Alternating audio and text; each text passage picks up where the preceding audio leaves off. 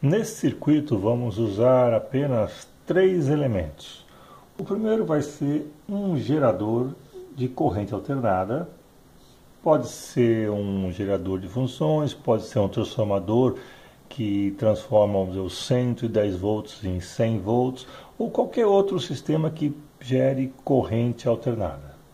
Nós vamos ligar esse gerador a um componente chamado diodo, representado dessa forma. E aqui em série, colocar um resistor, fechando o circuito dessa forma. Bom, antes de mais nada, vamos ver então o que é um diodo, como ele funciona. O diodo, então, ele é representado dessa forma, que de certa forma já nos indica como ele funciona.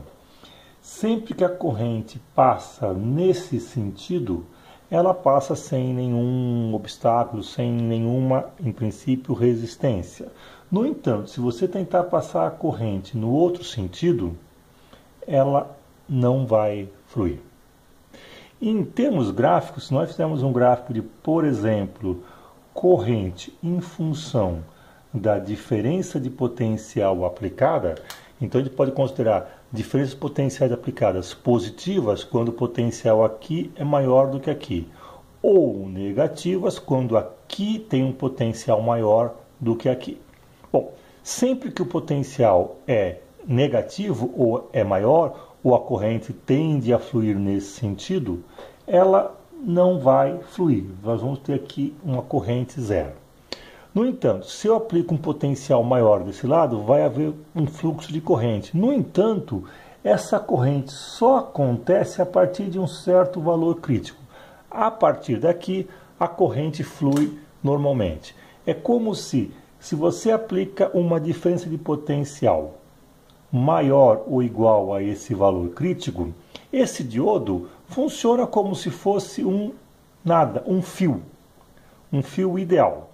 No entanto, se você aplica uma diferença de potencial menor do que esse valor crítico, esse diodo atua como se fosse um circuito aberto, ou seja, nessa condição a corrente flui, nessa condição não há fluxo de corrente. Nós vamos usar esse componente para fazer o que nós chamamos de retificador, em especial o retificador de meia onda. Isso é o que nós vamos ver na tela do osciloscópio. Bom, então como que nós vamos preparar o nosso osciloscópio?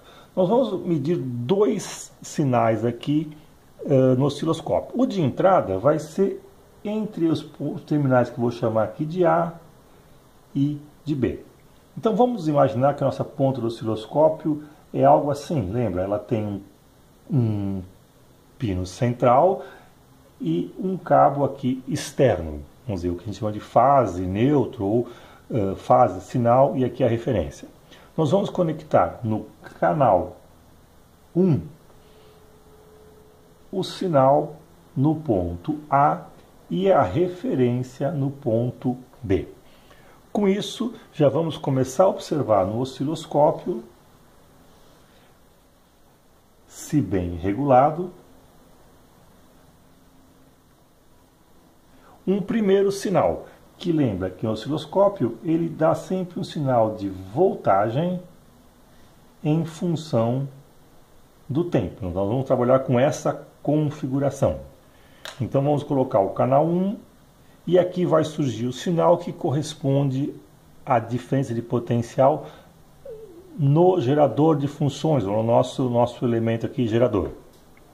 Vamos colocar também aqui no canal 2 do osciloscópio algo que monitore a diferença aqui de potencial entre os terminais do resistor. Então nós vamos colocar o sinal aqui no ponto C e a referência no ponto B. Repara que a referência dos dois cabos, os dois canais do osciloscópio, estão no mesmo ponto. Bom, com isso nós vamos observar aqui nesse diagrama voltagem por tempo, dois sinais, que é isso que eu quero que vocês meçam e descrevam para entender o que aconteceu com esse sinal de entrada após atravessar um diodo.